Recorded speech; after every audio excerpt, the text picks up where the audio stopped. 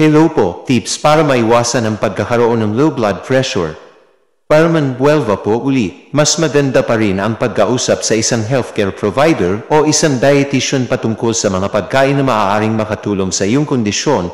Maaaring gawin ang mga pagbabagong ito sa inyong diet upang makatulong para hindi magkaroon ng low blood pressure.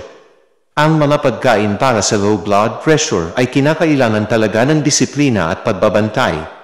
Narito ang pwede mong gawin para maiwasan ang pagkakaroon nito. Kumain ng mga maliligit na meals pero mas madalas dapat. Ang pagkain ng mga large meal o malaking porsyon ng pagkain ay maaaring magdulot ng pag-drop ng blood pressure. Ang iyong katawan kasi ay mas nagtatrabaho upang ma-digest ang larger meals. Uminom ng maraming tubig at limitahan ang pag-inom ng alak. Ang dehydration ay nagiging sanhi ng pagkakaroon ng low blood pressure. Iba pang lifestyle changes na makakatulong sa iyo.